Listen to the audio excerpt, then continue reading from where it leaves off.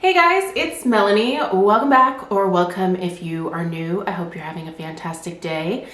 It is going to be another in-depth candle review day here on my channel. If you are newer around here, that means that I am actually going to be uploading multiple in-depth candle reviews throughout the day today. In fact, the next 3 days are going to be filled with multiple candle reviews each day. This first week of April here is incredibly busy for me work-wise. We have a huge corporate event this week, as well as a rather large wedding. So yeah, this honestly is just going to be the easiest content for me to produce this week, because it's pretty easy to film these candle reviews in batches here. So that's what we're going with. If you are not already subscribed and you are interested in more of these in-depth candle reviews or things like candle hauls or my weekly home fragrance roundup, definitely make sure you hit that subscribe button before checking out of today's video. That way all of my future home fragrance related content will pop up in your subscription feed.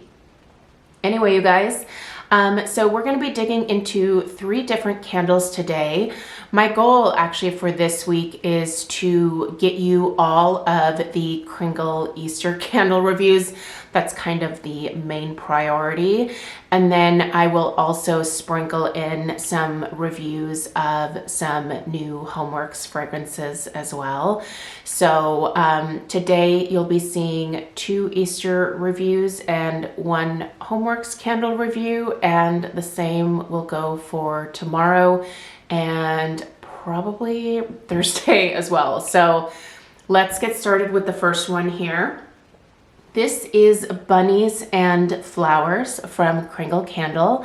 Obviously this is an Easter candle, as you can see by the theme on the label there, as well as the name.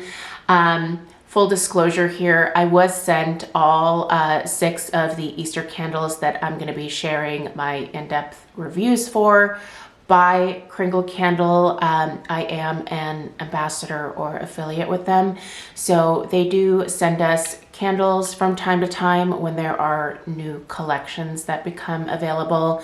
So I just want to be upfront about that. If you are interested in picking up any of these Easter candles, I will have Kringle linked at the top of the description box, and if you use code Melanie15 at checkout, that'll save you at least 15% off of your order. Let's go ahead and get started with the usual here, which is reading through the scent description. I'll read through the top, middle, and bottom notes, tell you what I actually smell. I'll kind of try to describe the overall vibe of this fragrance so that you kind of know what you're getting here if you're interested in it. We'll discuss the strength and the throw, and then of course address any potential burn issues that may have come up. All right, let's start with the scent description. Bunnies and Flowers. An inviting, lush meadow to hide Easter eggs emits notes of botanical fern and green clover, melding with delicate neroli flowers and hints of earthy notes. The top notes are green and foliage. The mid notes are vetiver and floral, and the base is moss and wood. So in terms of what I smell in this candle, I do get a definite neroli, specific neroli floral note here. Now, I feel like for the spring and summer collection, as well as now the Easter collection as well, one of the fragrance notes that Kringle has been pretty aggressive in using is neroli. Some of the candles that have the neroli in them are really beautiful, and then there are a couple where the neroli just seems to be a little bit more aggressive. The neroli in here is really well done, you guys. This is a beautiful, light, pretty, more airy neroli. You do get a definite mossiness here, which adds a little bit more depth and that little bit of earthiness, if you will. but it's not like the type of earthiness that you got from Country Candle Mandarin Petals, for example. That neroli was just really aggressive and really deep and earthy and almost smelled like it was mixed with a really healthy dose of an earthy patchouli note. That is not this neroli here at all. Again, very light, very airy, just a more true floral neroli note. There's quite a bit of green in here as well, but I feel like the green ties in really well with neroli. So the green that I'm smelling is definitely probably a little bit of a mix of a like grass or clover type scent and a leafy green note. So it's kind of in between those two. The vetiver is definitely noticeable in this fragrance. It's not overwhelming. I think it's kind of the perfect amount. And again, that moss is something that you will notice in here. It is gonna give you a little bit of another like earthy, but like green earthy element. The wood, I don't know. I don't really smell a lot of woodiness to this one. I think when it comes to the base notes, my nose focuses a little bit more on moss than it does on wood. So overall, if I were to try to explain the vibe of this fragrance, it would definitely be that it is quite green in its presentation, but it's also a very distinct floral. You definitely smell that neroli, and I really only smell neroli in here. There is no other floral note that pops up at all. It is gonna give you a little bit of earthiness from that moss, but it's not an overwhelming or oppressive earthiness. I think this candle in general is quite well balanced with all of the different notes that are listed. This is not an overwhelming fragrance. It's not like some florals where you feel like they could almost be headache inducing. This is not a headache inducing floral at all. I don't think anybody would really perceive it that way. Now, in terms of do I like the fragrance? I do. I actually really do like this one.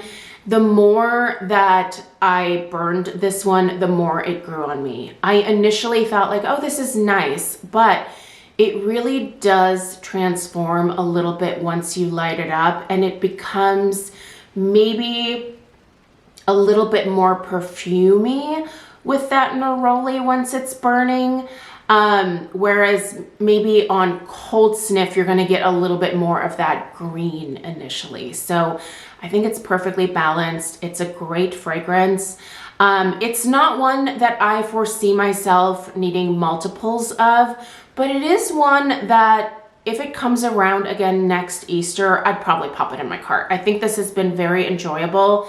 And in terms of just a nice green springy floral, you have that here. So if this is, you know, up your alley in any kind of way in terms of the fragrance notes, if they appeal to you, I think it's a lovely fragrance. And it also has a great performance. So let's go ahead and dig into the strength and throw here. In terms of the overall strength, I would give this a probably about a 7 out of 10 in terms of strength. It's a very noticeable fragrance. When you have this going in whatever room you place it in, you're gonna notice it when you walk in. I don't think it's an overwhelming strength, however, it's really pleasant. I think most people would probably really appreciate this specific strength here. I don't think that I would want a floral like this to be like a super powerhouse. I think it's very pleasant right where it is. The throw, I would also probably put around a 7 as well. It absolutely leaves the room where I have it, you know, kind of stationed. I've moved this around to a few different areas in the downstairs of the house. Even when I've had it here in the dining room, This is one of the more like enclosed areas in the downstairs of our house. It's not quite as open concept as the rest of the home is. So scents kind of tend to stay put in here a little bit more, but this one does fight its way out of this room. So it does have some ability to be able to travel. So yeah, I think a strength of about a 7 is pretty accurate. Listen, this has a pretty solid medium average performance. I don't have any complaints about the performance in terms of strength and throw. For me, this is kind of right where it needs to be. With this being a 3-wick, I was a little bit nervous that it might be more of like an 8 in terms of strength and throw, or potentially even a 9. It didn't smell like it would necessarily do that on cold sniff, but the 3-wicks do tend to be a little bit stronger. Probably not quite as strong as my experience with their new 4-wicks, but they do seem to have a little bit more oomph behind them than the 2-wick tumbler jars do. All right, last thing that we need to discuss is, are there any burn issues that came up? I did not experience any myself. The wicks are still doing great. I get a solid, pretty quick wax pool from this one. These 3-wick candles pool out super fast. So let me give you guys that overhead shot. So here we go. You can see that there is no sooting or discoloration along the sides of the jar or with the wax. The wax is still the original color. With the 3-wicks, I do keep them at the 3 to 4 hour burn time, which is pretty typical for these 3-wick style of candles for me. I do the same with my Bath & Body Works candles. I keep them right around that burn time there, and that seems to work out well. But yeah, no complaints about the wax or the wicks or the burn performance. It's been smooth sailing. So if you are interested in this one, 2 thumbs up from me. I really like the fragrance. I'm really good and I would say actually impressed with the performance here. And I don't have any complaints about the burn. So if you're interested, you can check it out, like I said, with the link at the top of the description box.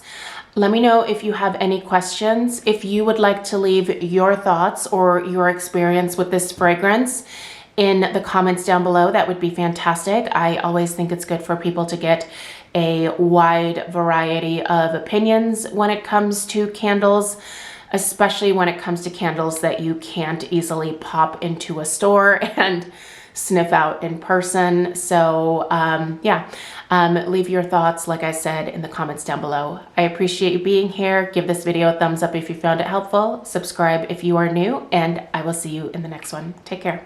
Toodaloo.